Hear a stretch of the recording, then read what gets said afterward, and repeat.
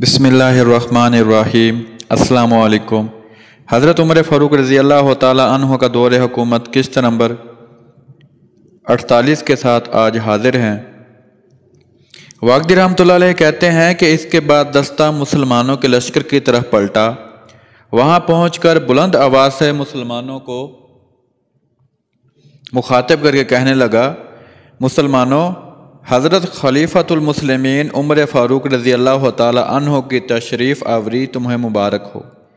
ये सुनते ही मुसलमानों में एक जुम्बिश पैदा हो गई और सब ने चाहा कि सवार हो के इस्तकबाल के लिए दौड़ जाएं, मगर हज़रत अबू उबैदा बिन जर्राह ने इन्हें कसम देकर फरमाया, मेरी तरफ से हर मुसलमान को कसम है कि वो अपनी जगह से ना हिले। अज़ां बाद हज़रत अबू उबैदा बिन जर्राह मुहाजिरीन और अंसार के हमराह इस्तकबाल के लिए निकले।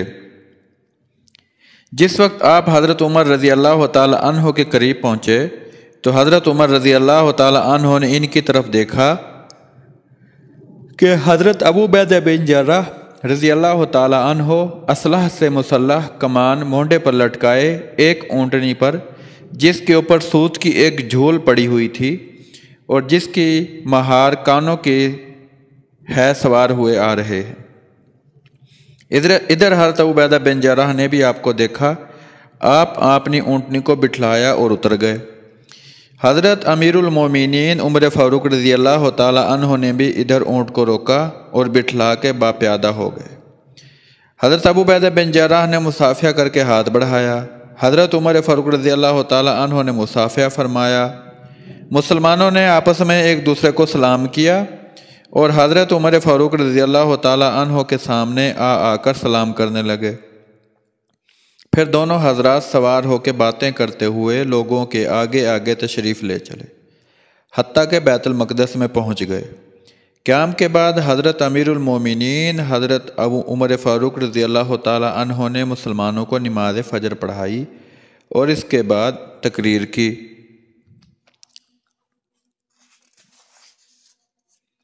कहते हैं कि जिस वक्त आपने तकरीर की और एक आयत की जिसका तर्जुमा कुछ ऐसे है कि जैसे अल्लाह तबारक व तआला हिदायत बख्शते हैं वही हिदायत पर है और जिसे वो गुमराह करते हैं इसके लिए तो कोई राह बताने वाला ही नहीं है।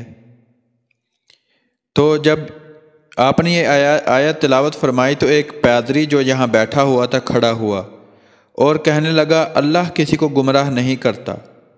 उसने फिर मकर कहा तो आपने मुसलमानों से फरमाया, इसकी तरफ देखते रहो, अगर इसने फिर यही कहा तो इसकी गर्दन उड़ा दो। पादरी आपके इस कौल को समझ गया और खामोश हो रहा। आपने फिर तकरीर शुरू की, मैं तुम्हें अल्लाह अज़्ज़ व जल से डरने की वसीयत करता हूँ और अल्लाह तबारक व तआला से जिनके सिवा हर चीज़ फ़ना होने वाली है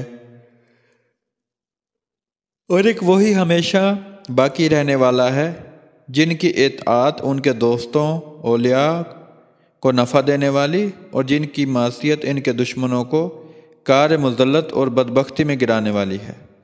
लोगों, ज़कात अदा करो ताकि तुम्हारे क़ुलूब पाक हो जाएं, मगर तुम्हारा नफ्स इसके बदले में मखलूक से कुछ तलब ना करे और ना अपने इस देने का शुक्रिया चाहे जो कुछ सुनते हो। इसको समझो, अक्लमंद वो शख्स है जो अपने दीन की हिफाजत रखे और सईद वो शख्स है जो दूसरों से सबक हासिल करे।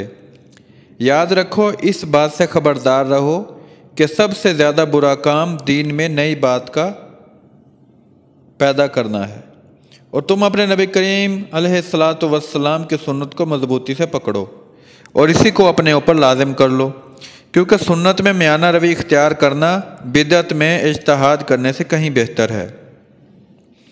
कुरान शरीफ की तिलावत अपने लिए लाजिम कर लो, क्योंकि इसमें शिफा, तस्कीन कल्ब, आराम और सवाब है।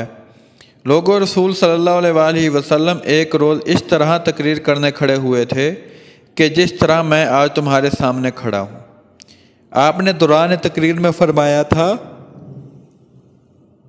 कि ऐ मेरे सहाबा की सुन्नत को लाजमी पकड़ लो, फिर इन लोगों को जो इनसे मुत्तसिल हैं यानी ताबईन, फिर जो इनसे जो मुत्तसिल हैं जो तबा ताबईन, इनके बाद झूठ ज़ाहिर हो जाएगा। حتیٰ کہ جس شخص سے گواہی اور شہادت نہیں لیں گے وہ شہادت دے گا، اور جس سے قسم نہیں کھلوائیں گے وہ قسم کھائے گا۔ بس جو شخص وسط جنت میں داخل ہونا چاہیے وہ جماعت کو لازمی پکڑ لے، کیونکہ تنہائی اور علیحدگی شیطان کا کام ہے، یعنی فرقہ بندی۔ تم میں سے کوئی شخص کسی غیر عورت کے پاس خلوت نہ اختیار کرے، کیونکہ وہ دراصل شیطان کی رسیوں میں سے ایک رسی ہے۔ جس شخص کو اپنی خوبیاں اچھی معلوم ہوں اور ساتھ ہی اپنی برائیوں پر بھی نظر رکھتا ہو اور انہیں برا سمجھتا ہو وہ مومن ہے۔ نماز کو سب سے زیادہ مقدم سمجھو اور نماز پڑھو۔ یہ تقریر کر کے آپ بیٹھ گئے۔ حضرت ابو عبیدہ بن جراح نے آپ سے رومیوں کی تمام لڑائی کا حال بیان کیا۔ آپ اس وقت متحیر اور خاموش تھے، کبھی روتے تھے اور کبھی سکوت میں آ جاتے تھے، حتیٰ کہ ظہر کا وقت آ گیا۔ لوگوں نے عرض کیا، یا امیر المومنین، آپ حضرت بلال رضی اللہ تعالی عنہ کو حکم فرمائیں کہ آج وہ اذان دیں۔ حضرت بلال رضی اللہ تعالی عنہ شام کے شہروں میں مقیم تھے، اور جس وقت آپ نے سنا تھا کہ اسلامی لشکر نے بیت المقدس پر چڑھائی کی ہے تو آپ بھی فوج میں آ کر شامل ہو گئے تھے۔ نیز جس وقت آپ کو یہ معلوم ہوا تھا کہ حضرت عمر فاروق رضی اللہ تعالی عنہ تشریف لا رہے ہیں تو آپ بھی حضرت ابو عبیدہ بن جراح کے ساتھ استقبال کے لیے گئے تھے اور آپ کی بے حد قدر و منزلت کی تھی۔ اب جب کہ ظہر کا وقت ہوا تو مسلمانوں نے حضرت امیر المومنین کی خدمت میں عرض کیا کہ آپ حضرت بلال رضی اللہ تعالی عنہ سے فرمائیں کہ اس وقت کی اذان وہ خود پڑھیں۔ حضرت عمر فاروق رضی اللہ تعالی عنہ نے ان سے کہا، یا بلال، رسول اللہ صلی اللہ علیہ وسلم کے صحابہ رضوان اللہ تعالی علیہم اجمعین چاہتے ہیں کہ اس وقت کی اذان تم پڑھو، اور ان ہجرت خوردہ اور بچھڑے ہوئوں کو ان کے پیارے محبوب صلی اللہ علیہ وسلم کی اوقات یاد دلاؤ۔ انہوں نے کہا، بہت بہتر۔ چنانچہ انہوں نے اذان دینی شروع کی۔ جس وقت انہوں نے اللہ اکبر کہا تو مسلمانوں کے رونگٹے کھڑے ہو گئے، بدن کانپنے لگے اور جسم پر کپ کپی آ گئی۔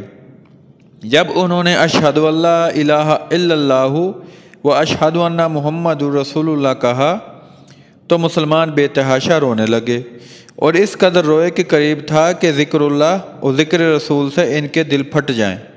حضرت بلال رضی اللہ تعالی عنہ نے مسلمانوں کا یہ درد اور رونا دیکھ کر چاہا کہ اذان موقوف کر دیں، مگر آپ نے پھر بھی پوری ہی کر دی۔ حضرت عمر فاروق رضی اللہ تعالی عنہ نے نماز پڑھائی۔ جب نماز سے فارغ ہو چکے تو حضرت بلال رضی اللہ تعالی عنہ نے کہا، یا امیر المومنین، سرداران لشکر نیز شام کی تمام فوج کھانے میں عمدہ عمدہ غذائیں، پرندوں کا گوشت اور صاف روٹی، نیز وہ چیزیں جو غریب اور ضعیف مسلمانوں کو میسر نہیں آتیں اور نہ ان تک پہنچتی ہیں، کھاتے ہیں، حالانکہ تمام مسلمان برابر ہیں۔ ہر ایک کو فنا ہونا، مٹی میں ملنا اور اسی میں رہنا ہے۔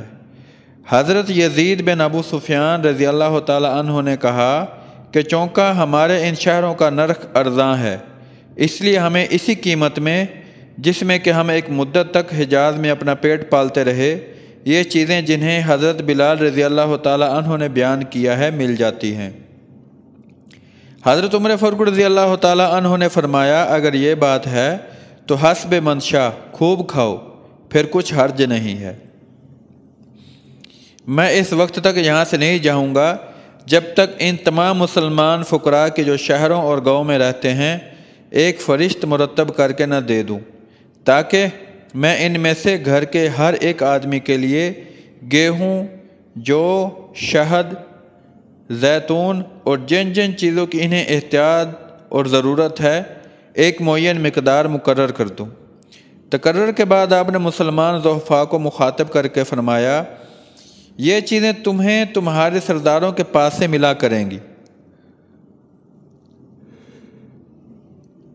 اور یہ ان چیزوں کے سوا ہوں گی جو میں بیت المال سے تمہارے پاس روانہ کیا کروں گا۔ اگر تمہارے سردار تمہیں یہ چیزیں نہ دیں اور روک لیں تو مجھے خبر کر دینا، تاکہ میں انہیں تمہارے اوپر سے معزول کر دوں۔ اس کے بعد آپ نے انہیں چلنے کا حکم فرمایا۔ کہتے ہیں کہ جس وقت آپ نے اونٹ پر سوار ہونے کا ارادہ فرمایا تو اس وقت آپ کے بدن مبارک پر بالوں کا ایک بنا ہوا غرقہ تھا جس میں 14 پیوند جن میں سے بعض چمڑے کے لگے ہوئے تھے۔ مسلمانوں نے عرض کیا یا امیر المومنین، اگر جناب کے اونٹ کے بجائے گھوڑوں پر سوار ہو جائیں اور ان کپڑوں کو اتار کر دوسرا سفید جوڑا زیب تن فرما لیں تو اس سے دشمنوں کے دلوں میں ایک ہیبت بانٹ جائے گی۔ مسلمانوں نے یہ نہایت لجاحت اور انکساری کے ساتھ عرض کیا۔ آپ نے انہیں منظور فرما لیا اور ان کپڑوں کو نکال کے سفید کپڑے پہن لیے۔ دوستو 47 نمبر قسط کا یہی اینڈ ہوتا ہے انشاءاللہ۔ 48 نمبر کا یہی اینڈ ہوتا ہے انشاءاللہ۔ 49 نمبر قسط کے ساتھ جلد حاضر ہوں گے۔ دوستو ویڈیو دیکھیں، کمنٹ کریں، ویڈیو کو شیئر کریں اور پلیز چینل ضرور سبسکرائب کریں۔ شکریہ۔